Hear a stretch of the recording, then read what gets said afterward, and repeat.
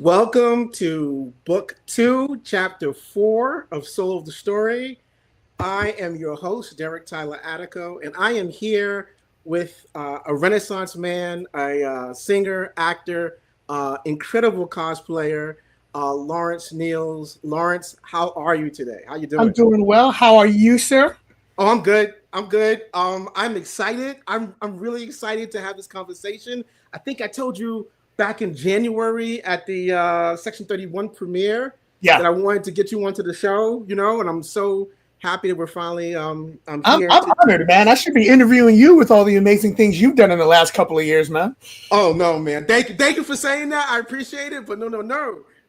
This is about you. I know we met a couple years ago, actually, when I was writing and working on the autobiography Mhm. of Ben Cisco, and I was like, oh man, this guy's bad. This is a bad dude. You I know, appreciate that. I'm honored. I'm honored. I was just blown away by everything you do. I really like the fact that you sing, you act, you do cabaret, you do stage, and I think that's really interesting. I want to start by asking you, uh, when did that spark? When did you notice that first spark, or when in your childhood? I'm imagining in your childhood, did you have that first spark that made you realize you wanted to do something like this? So I started. So my parents sort of introduced me to the arts when I was really, really young. Okay. Like 3, 4. Like my grandmother was in love with like the old like musical movies of the 50s and 60s. As long as I know, I've been doing that. But I also grew up in church. My family's. I'm a PK, so I was in the church choir the minute I could stand on my own singing. Same And here, then right. that went to parents sent me to music school to get me out of, being in public school because she was trying to keep me out of trouble like everybody else in the neighborhood. Um, and I went to a music school called the Brooklyn Boys Chorus School. It was Mm, like a Brooklyn offshoot of the Harlem Boys Choir. okay. But it was a school, and that led to me actually singing. I was trained in classical music. It led to me singing opera, Hmm. which led to me getting cast in my first show my first like off Broadway show when I was like I think I was 11. Oh, wow. Um, but I still wasn't like, oh my god, I want to do this. Like this is the thing I want to do. Right. Um, I just it was something I could do, so I always did it. I look at the moment when I decided, oh, this is something that like I want to do. It's funny you mentioned this because I just spent Easter Sunday. I was with my family, and we're Hmm. all sitting around the table, and all of a sudden I hear this music playing, and I turn around, and I'm like, is that Amadeus? Is that Amadeus playing? One of my all-time favorite movies, and Same here. I That's like great. I actually still have the I should have got it out, but it's buried. I'm not going to catch it now. But I still have my vinyl copy that my uncle bought me as we left the movie theater on 58th and Broadway at Nobody Beats the Wiz. That's how old I am, y'all. So Wow. Well, I know what you're talking about, so that dates me too. So yeah. that's all right. That's So all I right. saw this thing and I was like, I want to be able to do that. I'll never be genius, but I want to be able to do that to people, you know. Right. And then around the same time, I was in a music class, and we had to sing a song a cappella in class. Right. And there's a Michael Jackson song called "Maybe Tomorrow." It goes, "I don't know how many stars there are up in the heavenly skies," right? And it's really cool. And I'm singing it. As I'm singing, I see this girl, and this girl's going, and she starts crying. So I start singing right at her. When it was done, I literally walked up to my teacher. I said, "So people get paid to do this?" And then the rest was like, I blessings upon blessings came, and I kept doing it. I went to the School of the Arts for Performing Arts to do it. I did it for about 10 years, and then I decided I don't want to do this, and I quit and I joined the military. And then while I was in the military, I went, "This is stupid. I want to be an artist," and I went back to doing it 4 years later and never looked back. Wow. So wow. Okay, so that's a lot in that one or two sentences right Sorry there. about So that. Anyone who no, knows me no, knows that the train starts running, I got to like grab a hold of it. So I no, apologize. that's all right. So did you go to the same high school as the Fame High School? Yeah, no, I went to the Fame High School. Yeah. You went to what we're saying for those It's who called don't know, LaGuardia now, but yeah. right, which is the high school for the show, the famous show Fame. Yeah. And it's a school for the high school for the arts, it was predominantly all for the arts, and so you went to that school, and so then after that you went to the military. Yeah, I went to that school. Right. It sounds really hard. You know, when people go, we hear about grown adults going, high school was the best years of my life, and sometimes that sounds pathetic. High school, honestly, I mean, I've been blessed to do a lot of stuff, but I still look at high school as the best 4 years of my life. I learned to be me in those halls. That's not a bad thing. I learned to not be ashamed. Early. I learned to not be ashamed of my talent. I learned to not be ashamed of being the type of Black man that I am, which is not stereotypical. I learned to not be ashamed of my geekdom. You know, I learned a lot in those halls that had nothing to do with math, science, history, and I learned to be a better entertainer. So some people never learn, right? Who they are. Never learn. Or understand who they are. So to do it early, I think is a great thing. So that goes right into my next question is, can you perhaps walk us through the moment that you realized performance, whether it was singing, acting, or even cosplay, was going to be central in your life? Yeah, I can. So like I said, I started performing real young, and I did all through being a kid. I went to the high school performing arts. I think this is what I want to do. And I graduated high school, and I kind of went, I don't know if this is what I want to do anymore. And I joined the Navy. I joined the Navy because military history was a hobby of mine. Navy history was a hobby of mine. Oh, wow. So I was like, oh, well, this is something. So I joined like ROTC and then went active. I also joined the Navy in true fashion for all the reason that young men do stupid stuff. Woman. Or girl, I was 18. That's fine. Those are the best stories, though, right? Those are the best stories. Oh, it was. I did it because I was trying to impress some girl. Much to my parents' chagrin. And I was in the military, and I was studying engineering, and I was like, you know what? Been watching Star Trek. I want to be an astronaut. I want to learn to fly. So I was in naval aviation. I got assigned to an aircraft carrier. Fun fact, I actually served on the Enterprise. Oh, wow. And while I was in, I think about 3 or 4 years in, this movie came out called Mr. Holland's Opus. Yes. I don't know if you were Richard Dreyfuss. Yes. And long story short, the movie is about this guy, this music teacher in the 60s who takes a part-time job teaching music at a high school just to pass the time while he's trying to make himself as a star. Right. And the whole movie is 30 years goes by, and he spent the entire time in the high school until budget cuts school programs, and he's kicked to the curb. And he feels like he wasted his whole life doing that instead of becoming the grand artist to influence all these people like he wanted to do. He was just working with a bunch of stupid kids in high school. And as he's walking out the building, one of the students brings him into the auditorium, and they open the door, and there are thousands of the students that he taught over all the years, one of whom was like the governor of the state now. Right. All up there, getting ready to play the song that he'd been writing for the whole 30 years. And they said, you have touched lives. Your art has touched lives. It may not have touched lives the way you thought it did, but you being an artist has touched lives, and it changed everyone in this room. And I was sitting there, and I watched this movie, and I remember, again, walking out the theater. I called my mom on my cell phone, and she goes, how you doing? I said, I think I made a mistake. She goes, what? And she goes, what do you mean? I said, so I just finished putting in my papers for my promotion, but I just saw this movie, and I'm in the wrong place. I'm meant to be doing something else. I know this with every fiber of my being. And in that moment, I knew I need to finish this. However, I finished this thing. But when I go to the next thing, that's what I'm doing. There's no fallback. There's no studying music. But this is my other idea that will happen if it doesn't work. And ever since, I've thrown myself into it. And I've been it ain't been easy, but I've been blessed, and I've worked hard, but I've been blessed. How many years ago was that?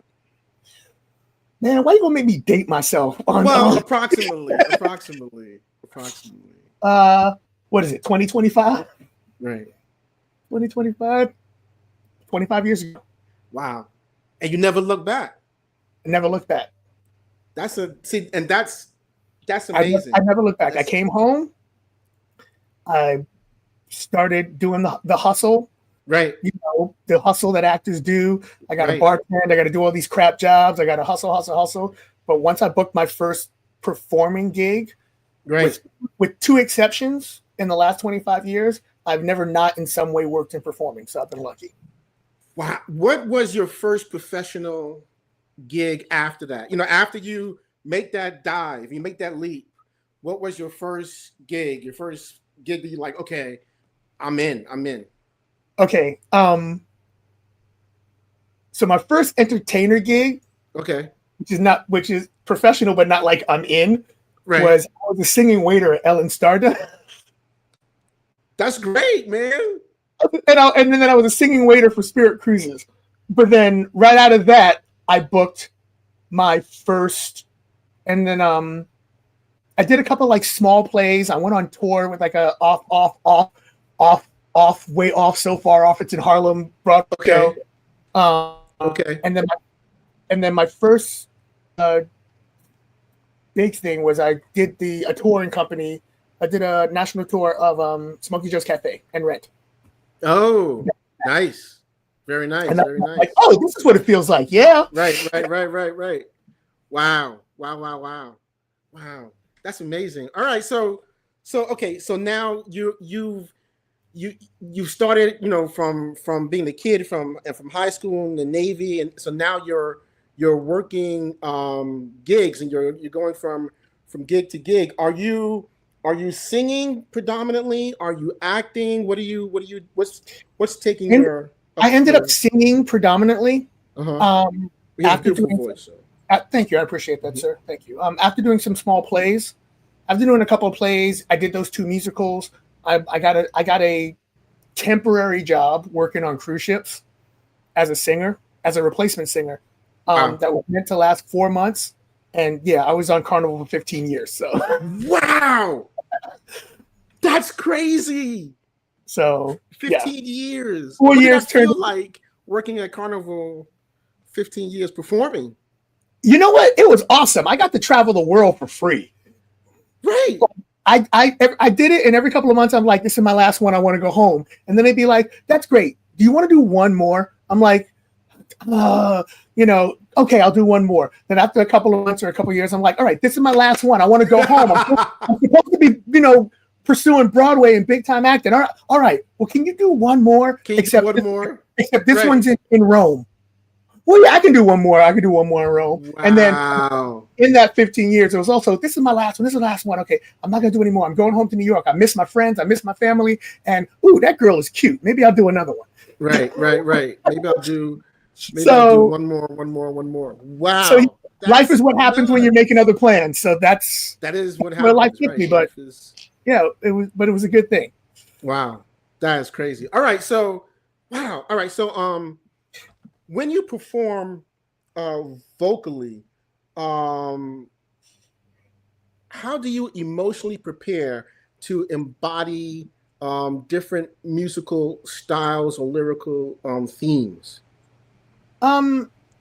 It depends on what I'm doing. Like the emotional preparation I do for a character, like if I'm in a musical, is different than what I do if I'm just doing my own solo show. I study hard, and I kind of was trained and I was raised on an old school mentality that if you're going to do something or try to do something, know everything about it. Know everything about it, exactly. Everything from every angle, right? From every angle. So, for example, this is not like a character like doing like Adrian and Smokey Joe's or Benny and Rent or whatever. I do a Motown show that I fly around and I do. It's called Night Shift, and it's a salute to the music of Motown, right?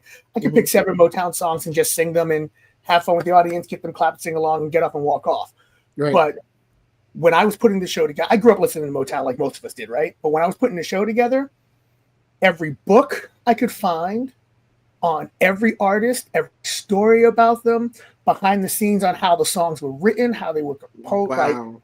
I devoured all of that. So when I go up to sing this stuff, for me, I don't know, this may be me doing a whole bunch of stuff that makes no difference to an audience member. But for me, But for me, I want to believe every word that's coming out of my mouth. I want to believe I want to know why when Smokey wrote one of my favorite songs. People say I'm the life of the party because people say I'm the life of the party because I tell a joke or two. Tears of a Clown. It's not just I'm singing funny lyrics and doing riffs and whatever. It's right. Yo, we're nerds. We have been at the parties where we're making the most fun and laughing and giggling, and we're the most lonely people in the room. Yes. No, I totally get what you're saying. Before I even wrote anything for Star Trek, I read every behind the scenes production book of Star Trek, just so I could understand the people that were working to create that universe, how to do it. So, but that helps you when you're performing, I imagine, right? It helps. It helps me when I'm performing. It also, we actually think of because I have to learn songs to sing them. I end up hearing the lyrics of two completely songs that I've sung my whole life just in my headphones. When I have to learn to sing them, suddenly I'm like, fun fact, I'm garbage at memorizing. I used to be garbage at memorizing lyrics. I don't memorize the lyrics of songs. I memorize the story the song is telling. Right.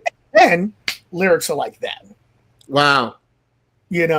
So yeah, like that, just internalizing that stuff, that sort of stuff that's what makes it connect for me. That's what makes me enjoy it so much. It's literally part of my soul.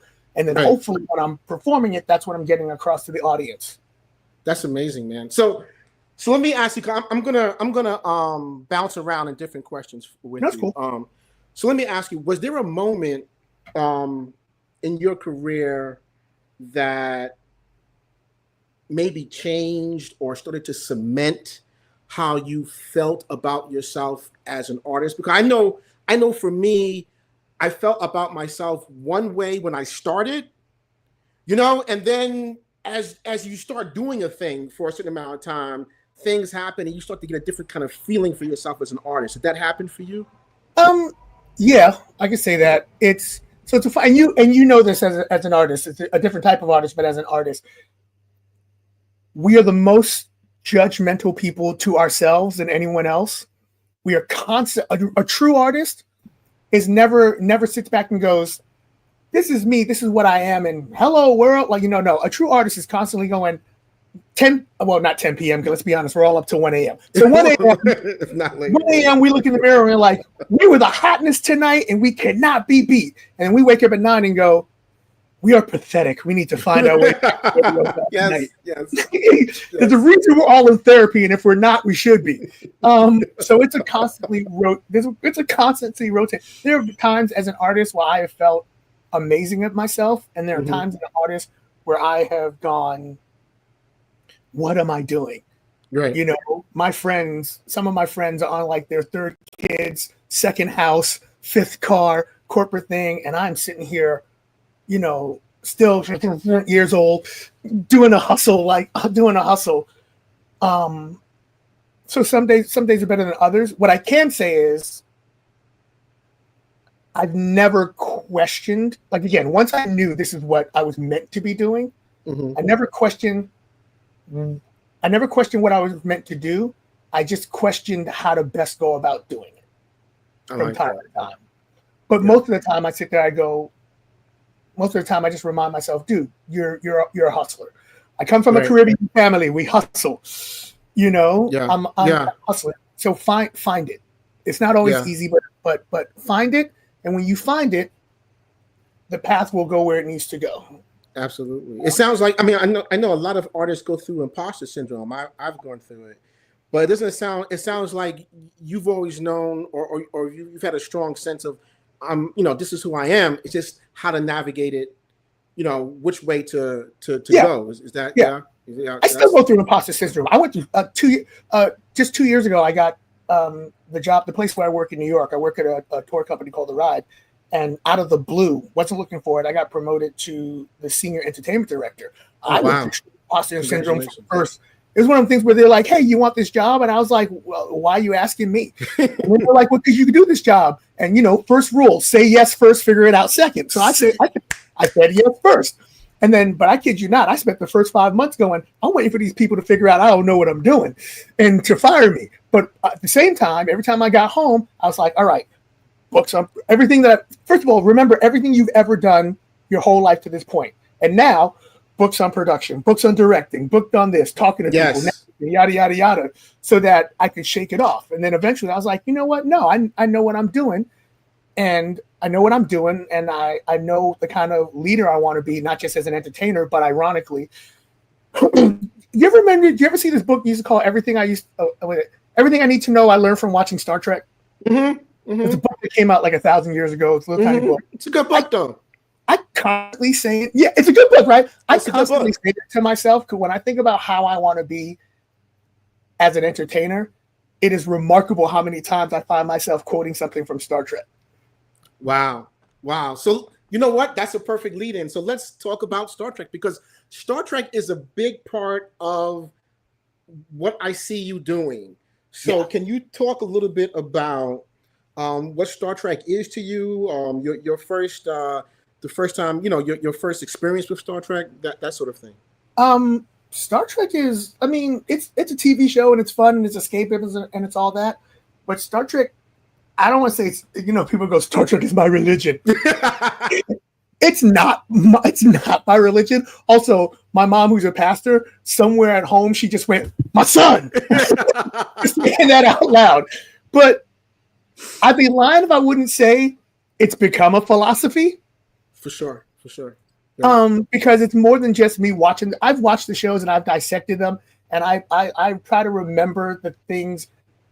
Whenever people go, why do you like Star Trek as opposed to Star Wars and stuff, whatever stuff, I always go, it's not the sci-fi, it's not the special effects, it's not the ships, right? And sometimes it's not even the characters, the individual characters. It's the ethos and the philosophy it's trying to promote. That has always connected to me. I started watching the show when I was like 7. It used to come on. Again, I'm going to date myself for the OGs in the chat. WPIX, Channel 11 in New York City. The 11 o'clock. This is me and my the 11 o'clock news. 11:30 honeymooners. Yes. Hey, I know you're talking about. So. Right, and then after 11:30 honeymooners at midnight. I am 7 to 8 years old. At midnight, Star Trek would come on. My grandmother watched the news. My grandmother would watch the honeymooners, even though I should be bad. I was watching my grandmother, and then she'd be like, all right, go to sleep because your mom's going to be mad. One time, my grandmother took just a little too long to turn the dial off, and I caught the opening of the Star Trek episode, which at the time I didn't know what it was, and as an adult, I now know it's Corbomite maneuver. Because I was like, what's with the big golf ball? And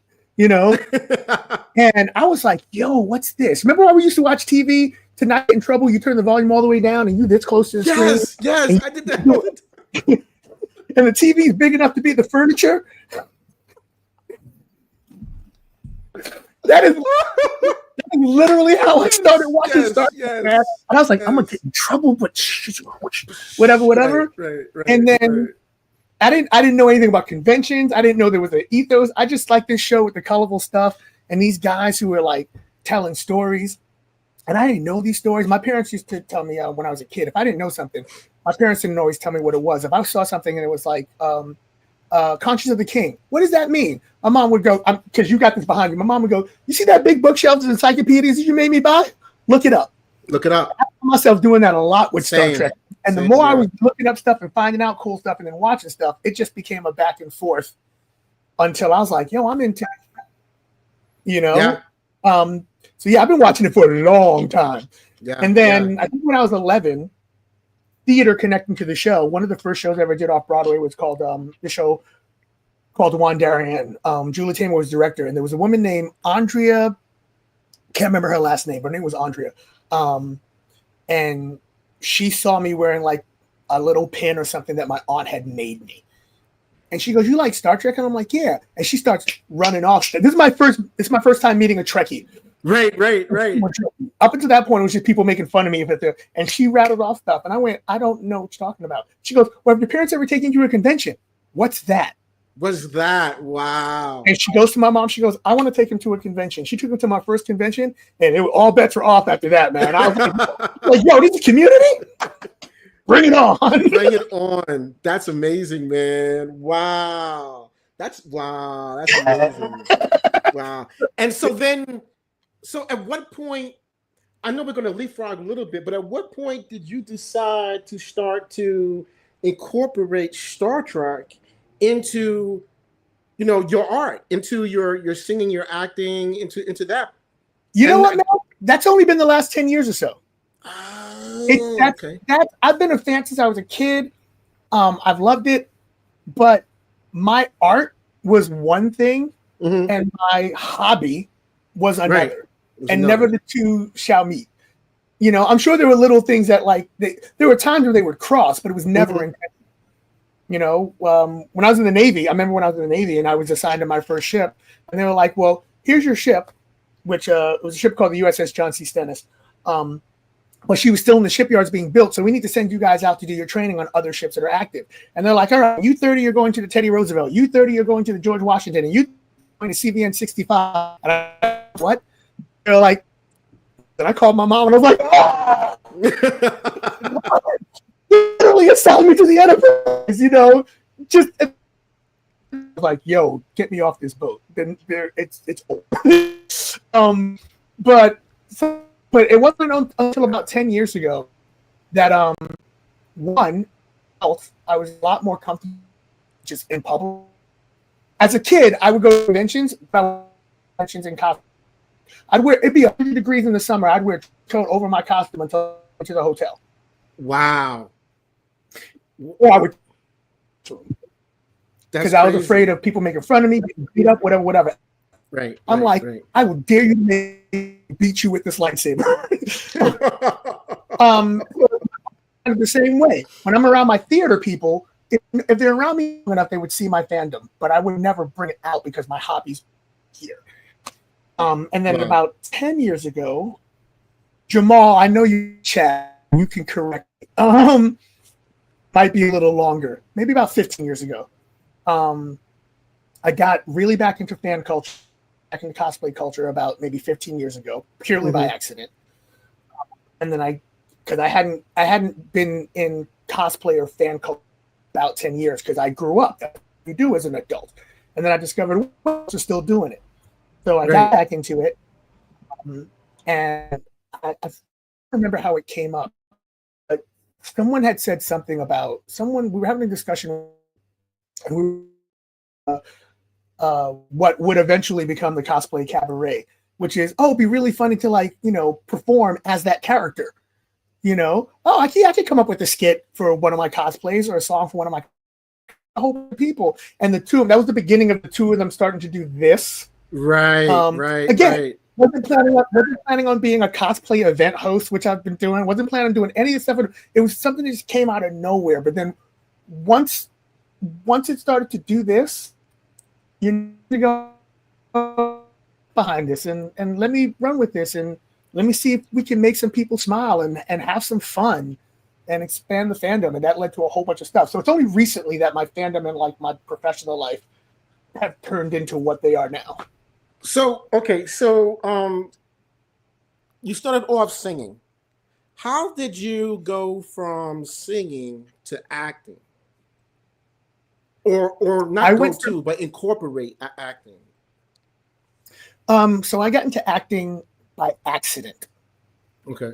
I was a singer. I was a classical voice soprano singer, like opera, New York Philharmonic, stuff like that. Right.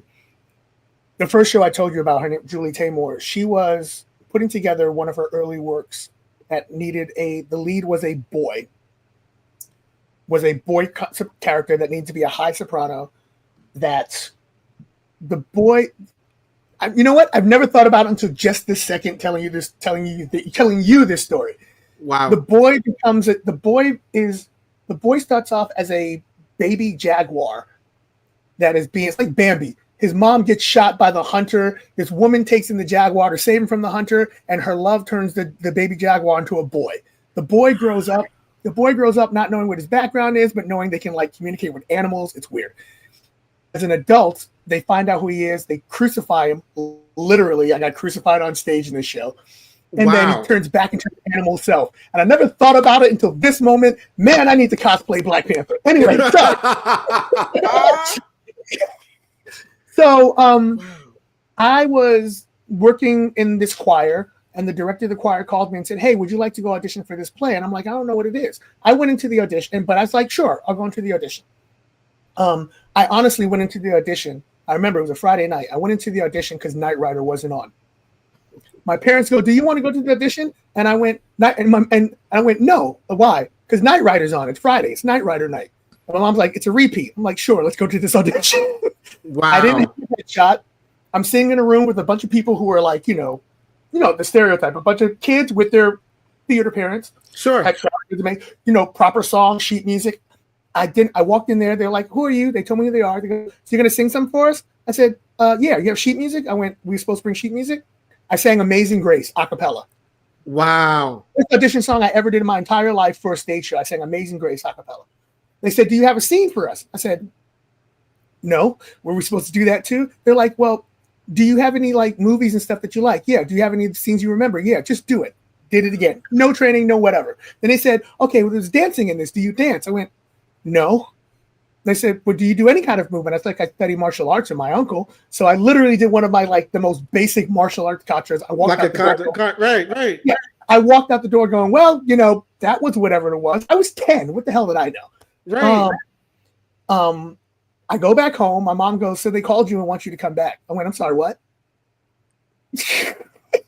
That was the beginning of me. And I went back. That's amazing, man. I went back. Still didn't prepare anything because I didn't know. I That's knew phenomenal. nothing. I knew nothing. I did the exact same thing again. Although it's like only like 5 of us from the 50, remember proper, did the exact same thing again. I sang Amazing Grace again. I did the same thing again. I walked out the door and they called my parents. The theater was on 46th Street in Manhattan. Right. And I lived all the way out in Euclid Avenue in Brooklyn. They called my parents to offer me to tell them they wanted to offer me the role before I got home. Wow. And then after doing that show it was a 3-month show that lasted 2.5 years and took me on tour. The director was like, "You should really consider studying acting and not just music." And that was the beginning of me acting. Right. That was the beginning of your acting. And doing musical theater. I was like, "Oh," and going down that road. Wow. Yeah. That's amazing, man. So, okay. So now, you sing, you act, you cosplay. I try. You do very well as a cosplayer. And I'm curious, in your singing and your acting, and maybe even in your cosplaying, what role, if any, does vulnerability play in all of these? Because it seems to me that I know for me writing, I have to be a little bit vulnerable in what I write, to be honest. So does vulnerability play a part in any of these for you? It does. I'm lucky enough. The number seems to be dwindling as I get older, but I'm lucky enough to. One of the things I learned from studying acting is you can't be afraid to be wrong. Right. Because if you're afraid to be wrong, you will never be a good actor. You will never be a good entertainer. That's how I was trained. Whether or not that's true or not, that's how I was trained. You have to be willing to swing and miss. You have to be willing to swing and miss a lot. This is a career choice where 99% of the time people are going to tell you no. You fail more than you succeed, or you get a no more than you get a yes. You get a no more than you get a yes. If you can't handle that, if you can't be vulnerable without it destroying you every time, this is not the thing for you. So I already learned that in like my training. The second half of that, more so as an adult, and as I have tried anyway to cultivate my friendships that I really care about, not acquaintances. I'm blessed to have people around me who, yes, looking at you, Jamal, who are not afraid to tell me, "Yeah, you're wrong." I don't always agree with them. I may not always change, but I listen to them, and I know it doesn't come from a point of animosity or trying to get over on me or this person calling to my face, but I'm waiting for the knife behind my back. Right. I've allowed myself to these people, and these people know a little bit more than other people know. So I've allowed myself to have those people around me to go, okay, I completely understand where you're coming from in your art. I completely understand where you're coming from in your cosplay. I completely understand where you're coming from in whatever it is you're trying to do. But maybe, just maybe, you're wrong. You know, I try to maintain humility and vulnerability so that if and when I am, I can be open to whatever new, fresh idea comes from somebody else. Right. You know, if you can't be vulnerable, you can't be open. If you can't be humble, you can't be open. That's not saying I can't be bullheaded as the next person, but you have to be able to at least balance it out. You know, there are times when I go, look, I know I'm right, and I'm sticking with what I think, come hell or high water. But the other side of that is, I'm also willing to accept responsibility when I'm not. Right. You know, I say I don't mind being bullheaded to the point of like being obnoxious when I think I'm right, because first of all, I did all my homework, and I know I did all my homework. But if I'm wrong, I'm willing to accept the responsibility for it, or at least that's how I try to live. How I try to live. Mm-hmm. You know, how I try. I have thrown some cosplays out there, and I'm like, I know this is gonna work. And then I've had people go, maybe that's not the cosplay you want to do. And I'm like, no, I got this. And then I've gone out and I've done it, and I'm like, I should not be wearing spandex. You know, so I should not be doing this thing. I should not, you know, I've done the same thing with work. This show will work. This thing will work. These songs will work in this order. This thing I'm writing is going to be fantastic. And then it doesn't. And I go, okay. What's next? Right. You know? Yeah. I think all artists, man, need to have a certain level of confidence, you know, and not ego, because there's a certain level where your confidence can turn into like just overblown ego, but just confidence and trusting your gut and be like, this is going to work. Courage of your convictions. I'm sure that you, right? Exactly. Yeah. For those of you who don't know, I'm sure if you're watching as you do, this amazing brother right here wrote the autobiography of Benjamin Sisko, which I just finished the second time. We were talking about that earlier.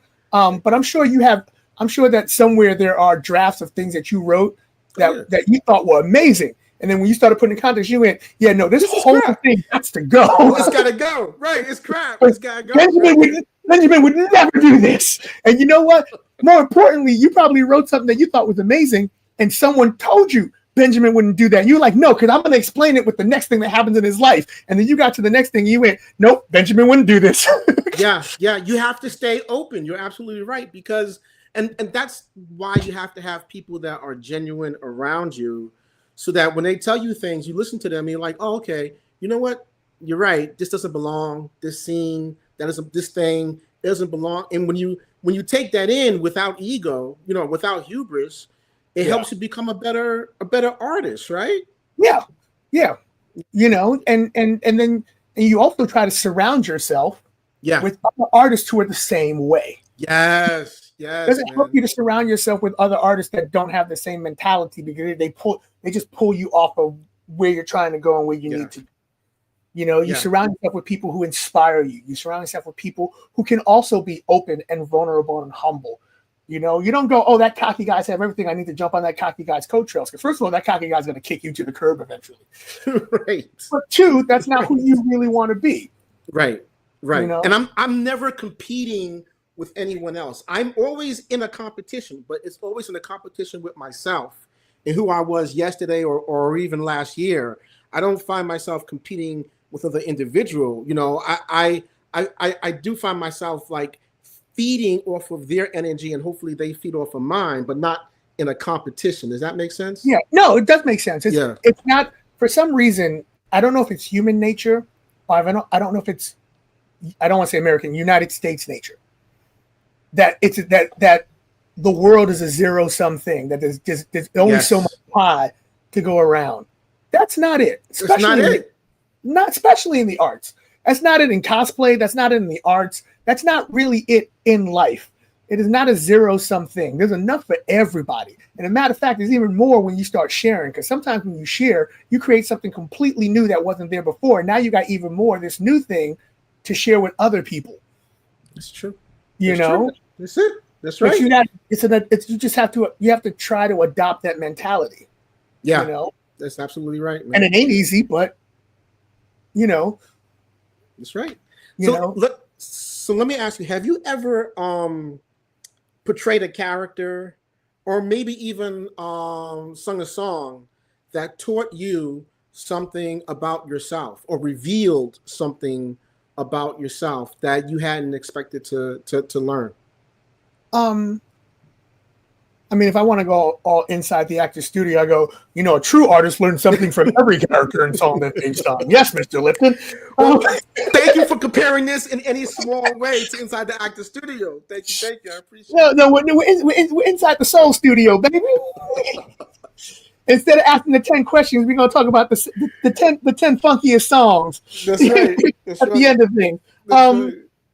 I mean, I try to get a little something out of everything. I'm trying to think of anything specifically off the top of my head, which is I'm trying to think if anything comes to mind off the top of my head. I've learned.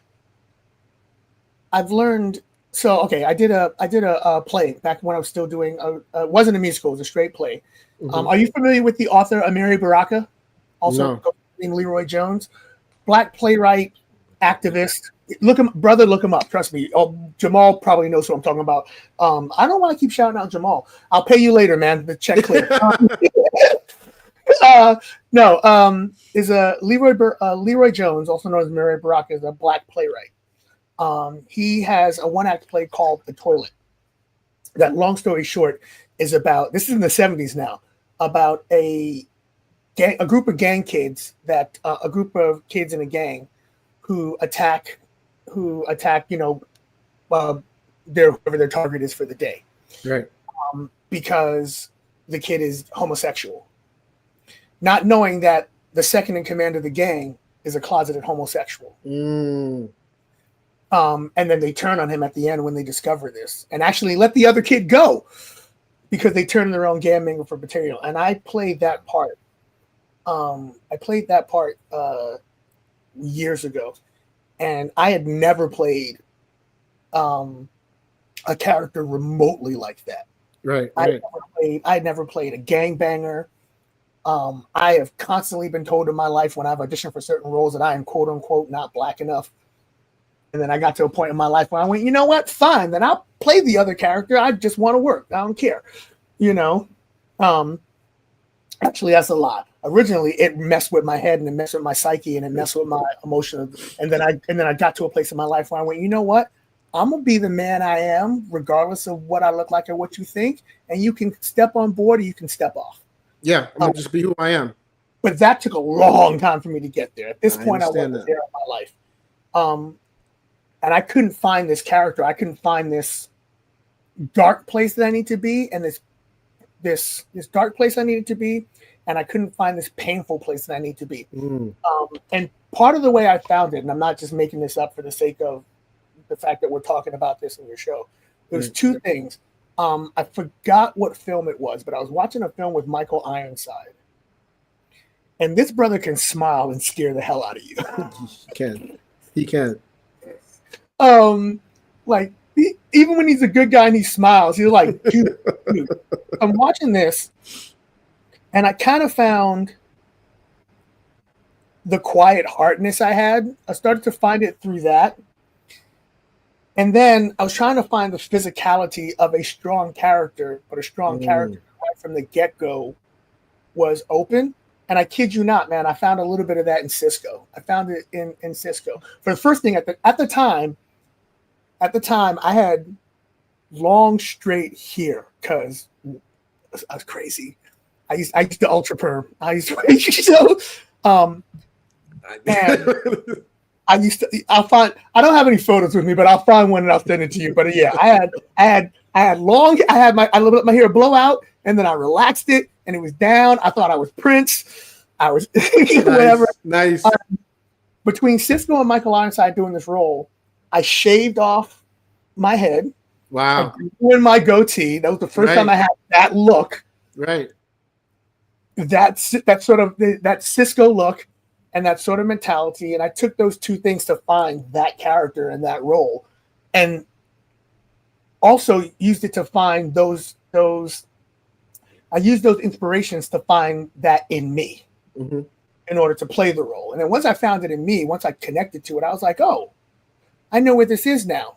The type of acting I study is called method. And you're never ever pretending to do anything in method. You're always finding the closest point to reality within yourself, within you, to take that out and put it into the character. I discovered a lot about myself doing that play that to this day still influences me as an artist, but also just as a person. Because if I do it right for the audience, I connect to the audience, they enjoy the thing. But if I do it right for me as an artist, I should be able to take away a little bit of something for me that stays with me always. And so I had a lot that stayed with me from doing that. And that was, again, over 20 years ago. Right. Wow. Over 20 years ago. See, I was going to ask you a little bit about your process because I took a little bit of acting, and that's where I first learned about method and Stanislavski and all that. And I used method to write. And I used method to write. Yeah. And I used method to write Cisco. It was the only way I could get it done. And to reach a lot of those deep emotional places was by method. See, now you telling me that? Okay. I know it's meant to be you asking me stuff, but can I? No, but I mean, we're going back and forth. But yeah. So you telling me that the very first thing that just popped into my head when you saying that you use method, meaning you took from yourself in order to put it into the story. Right. For those that don't know, method is you take from elements or personal experiences in your life to act out something, or I use it to write scenes or experiences of characters, but it's used predominantly for actors so that they can act a scene or emote something from a character with authenticity. With authenticity, right? With authenticity. When people go, oh, actors can fake crying. Any actor who's trained in method, if they're doing it correctly, when they're crying, they're not faking it. They may be doing a scene they may be doing a scene where I don't know, something remarkably stupid is supposed to make them cry, but in their head they're thinking about something that actually made them do it, and they're recalling. It's called emotional recall, and they're bringing that emotional state. And the really good actors learn to be able to do it as a light switch. Right. I'm not one of those people. Me neither. Right. It's tough to do. Work. That's why I went from music to musical theater to music, because I've never been able to do it on a switch. I have to work way hard. But when you said that to me just now about using method to write, the first thing I thought of that popped in my head was Joe taking Ben to the cultural centers, to the historical centers, to learn about his history, to make sure, even though it's learn about the history of the people, because that's how important it is, to explain why. Because I remember a lot of people in the 90s were like, why would Captain Sisko be so hung up on race if he in a post-racial society? And then the book, you explained it wonderfully by Joe made sure that these things, is that something that is part of your life, that with your parents or yourself, making sure that you understood our history and where we came from, and so you put that into the story? Well, it's not supposed to be about me, but I flipped it on you, but now I want to know. But yeah, when I was a kid, my mom already had all these books for me. So I mean, I was reading, I don't know, 3 years old. I was reading like Shakespeare, like 5 and stuff. But she had all these books about Black culture and Black history. So she wanted to make sure that I understood all these things at a very, very, very early age, so that I understood the way things were and why they were, and the why of things, And so by the time I got to be like, I don't know, 10, 12, I had a college level reading and I think a worldview of not an adult, but a grasp of things. And when I wrote Cisco, I realized that Ben really wouldn't have that as a kid, because it's a post-racial society, but Joseph would, so somebody needed to give that to Ben, and just like my mom gave it to me, I wanted Joseph to give it to Ben. So I love that. Yeah. I absolutely love that. Thank you, man. But let me ask you, because doing method, do you find that draining? I have found it extremely draining. It's exhausting. And what do you do to recover from that? It's exhausting. I watch Star Trek. I would write something and then cry afterwards. Dude, yeah, Is that what you know? Yeah, Can you talk about that? I've done shows. Not, you know, the funny thing is, not even acting shows, even musical shows, even like just where it's just singing, even cruise ship production shows. This is why people think I'm crazy the way I approach my stuff. I've done stuff where the curtain has come down, and I have literally just been on the verge of tears. Get away from me! Don't talk to me. I need to go in the corner because I know I poured everything I had into whatever I was just doing for the last hour, and people are like, "Dude, it's just a production show. Get over it. Let's change and go to the bar." But for whatever, it doesn't happen every single night, but I've had nights, you know, where I've walked off and I've just been like, wow, like that just, you know, and also channeling back to that little kid in a classroom that made his classmate cry. If I'm doing a show, a production show, and I see I'm having an effect on somebody, okay, everyone's a little narcissist. I start going, okay, let's see how much I can do. I'm going to pull out everything I have to try and get everything out of you. By the time it's all done, and in my head, I'm going, I'm going to have you spent when it's done. But by the time it's all done, so am I. You know, I'm like, yeah, absolutely. You know, I used to have a, the few times I did shows, and at the time, girlfriend around, not my wife, I used to be like, the show would be over. She'd be like, are we going to hang out? And I'd be like, do me a favor. For 30 minutes after the show, just leave me alone. Yeah. Decompress. Yeah. I need kind to decompress. Like, yeah. I don't want to talk about what we're doing tonight. I don't want to turn on the TV. For 30 minutes after the show, just leave me alone. Yeah. Just leave me alone. I need to get back to a more balanced place from the extreme place I just took myself to do what I do the way I want to do it. Yeah. Yeah. You know, whether it's a play, whether it's a play, whether it's just doing a show, whether it's just like whatever. Because it's exhausting. You know how you know it's exhausting and how it can be dangerous? Because you have, not to be a downer, because you have people who we all know who have done it and couldn't pull themselves out of it. Heath Ledger couldn't pull himself out of it. Actors, and people make fun of them. There are people who make fun of that, but you know, oh, his brain got messed, his mind got messed. No, he's doing better. Like, if you don't know the process, shut up. If you don't know the process, right?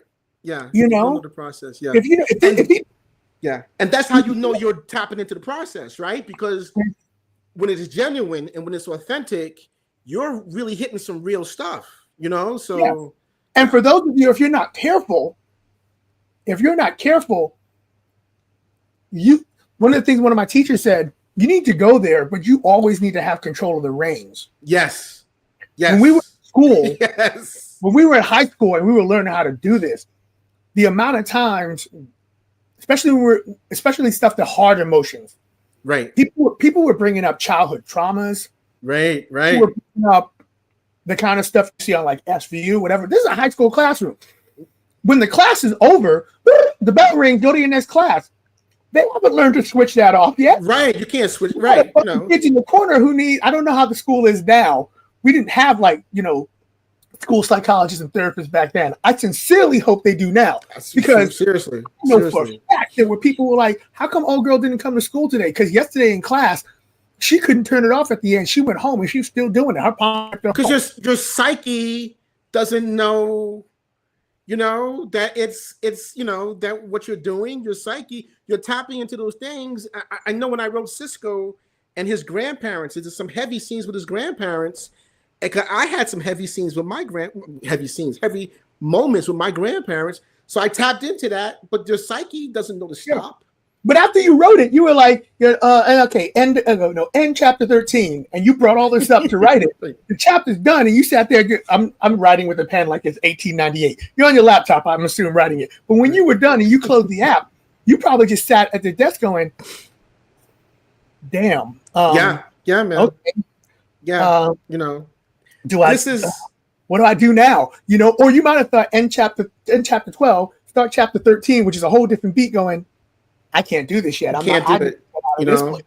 And that's why when you're on a stage, I applaud that because, for me, I could step away. I can take a break. When you're on a stage, you have to either move on to the next scene or even after the show is over. That's really tough, man. I've always appreciated actors and what they do because that's really, really difficult. It's really difficult. Yeah. It's a tough balancing act, that you never, at least I never completely, again, learn to control and light switch. Yeah. You get better at Yeah. it the longer you do it, Yeah. you know, but you never completely just like, Completely. I got a handle on this. Because if you do have a handle on it, you're either a psychopath or anyone who can just flip, anyone who can flip from playing, stand-up comic to playing psycho murderer on a light switch. That's a dangerous person as an actor. Because I'm like, if you can do that in acting, you can do that in life. That's true. That's true. Listen, we're almost done. So I really want to talk a little bit about your cosplay. Yeah. Because you have phenomenal cosplay, Lawrence. Thank you. So when did you? I mean, we talked a little bit about when you started, but when did you decide to just go all in with your cosplay? Man, when I decided to go, it was 2016. So maybe it's coming up on 10 years now. Oh, 2014. No, a little bit over 10 years. I told you I got back into cosplay fan community about 10 years ago. Right. I was home on vacation from cruise ships purely by coincidence during New York Comic Con. I think it was the 10th anniversary of New York Comic Con. Someone was like, "Oh, Comic Con this week," and I was like, "They still do that?" And I went to the con, and I decided I went to the con, and this is back when, with only 72 hours notice, I was still able to get tickets for Friday and Saturday in person by walking to Midtown Comics. Wow. Okay. You cannot do anymore. And I went to the convention, I was like, "Yo, everybody, it's grown-ups, and they all still in this, and people are still cosplaying. Cool." So the following year when I went back, I decided I'm going to cosplay. I've done this forever. And I cosplayed, I think it was Smallville's version of the Green Lantern. Oh, okay. Because I dug that. I dug the green leather outfit. I was like, Right. I can do this. And I just had a really good time. And I found everybody accepting in a way that I don't ever remember it being when I was a kid doing this. There was no shame in it. There was nobody making fun of you. They were just like, "Yeah, we love you. We love what you're doing. And look at what we're doing." And I was like, oh, I can, this is a community that I need this in my life. There are more of us. I wasn't aware because I was overseas all the time. And I wasn't aware that the internet had helped take our isolated community and connect it. And I was like, oh, well then in the pool, the way I didn't, if I see something and I'm interested, I don't go half and half. I jump completely into the pool. If it's great, it's great. If it's not, I climb out the pool and never do it again. So the following year, I was like, I'm going to cosplay every single day. I'm going to have 2 cosplays every day. And now I'm the psycho that goes to a 5-day convention with 15 different costumes and 2 spares. So that's amazing, man. I just started getting more and more ambitious. If I like something, I get ambitious. I want to do it to the best of my ability. So why do Sam Wilson in spandex when I can do Sam Wilson in armor? Why do it in armor and just stand there when I can do it in armor and have somebody make me the wings? Why make the wings and have a manual when I can spend a little extra time and make them so that they are mechanical and they extend? And, it's crazy. For your cosplay, do you make everything? How does that work? Do you purchase some stuff? And is it like a hybrid of both? It's a combination of everything. I've made something. When I first got back into cosplay, I was trying to make stuff. Right. I was trying to do a whole lot of making and working. I'll be honest, between my life and my shows and stuff like that, I don't really have that kind of time anymore. So I commission stuff. Sure. Or I will, I'm lucky enough to have a bunch of cosplayers around me who do make stuff, who do commission stuff, who know how to take one thing and turn it into something else, and they help me along that line. So I'll get all the pieces. I can't make it completely from scratch, but I can buy all the pieces and start combining stuff and sewing stuff and smashing ideas until I have the thing I want. Wow. Let me ask you, has there been anything creative, whether it's cosplay, acting, or singing, a creative risk that you haven't taken yet, but that you want to? I'm sure there is. I'm sure there is. I never really had any aspirations to writing or directing or producing, all 3 of which are things that I have done in the last 6 or 7 years. I do not think, oh my God, I'm a writer, but I'm trying to write.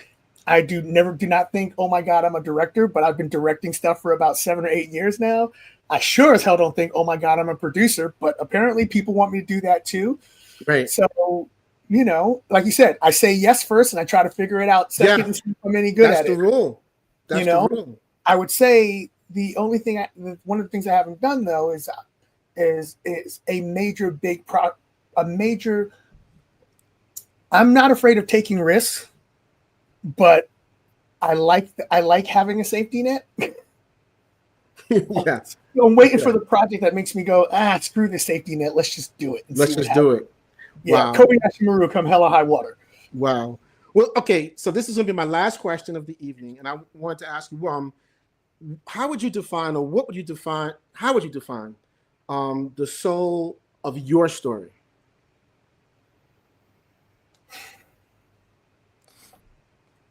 How would I define the soul of my story? Or what is the soul of your story? I do not think I am a great cosplayer. I do not think I am a great singer. I know sure as hell I am not the greatest actor on the planet.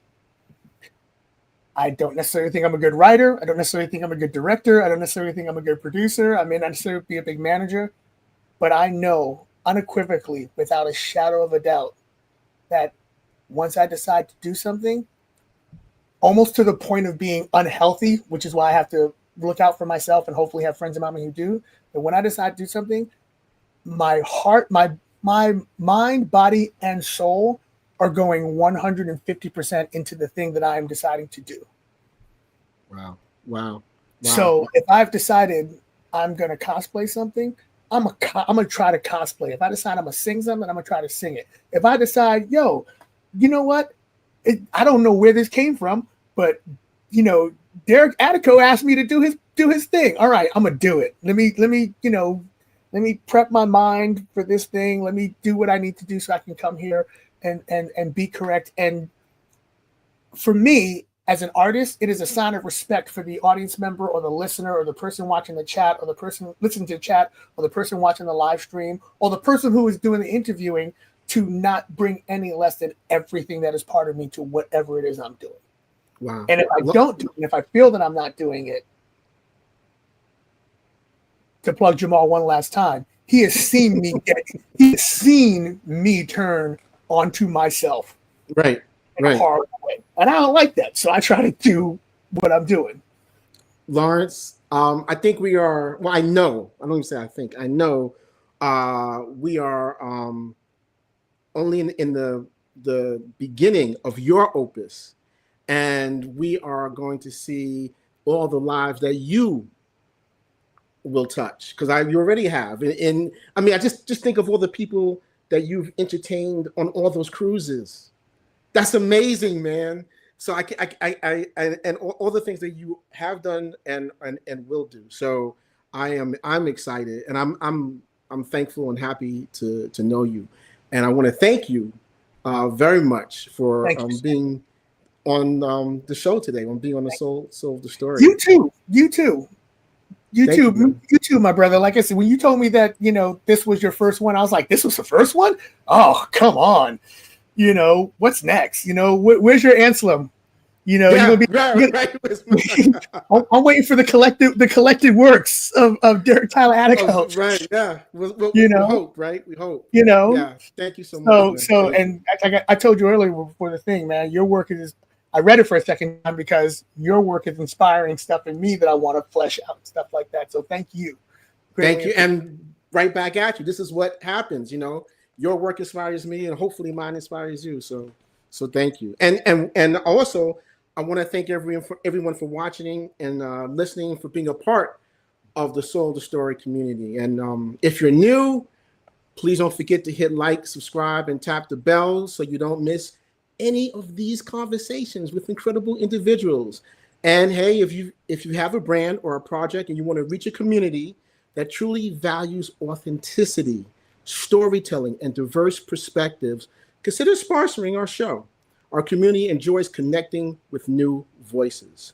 And you can find all the details about the show notes, you can find all the details in the show notes, or you can head over to SyFysisters.com/sponsors to learn more.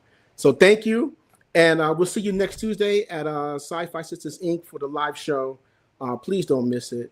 Once again, Lawrence, thank you. This has been an entertaining and educational discussion and evening with you. Thank you so much, man. For me as well, my friend. Take care.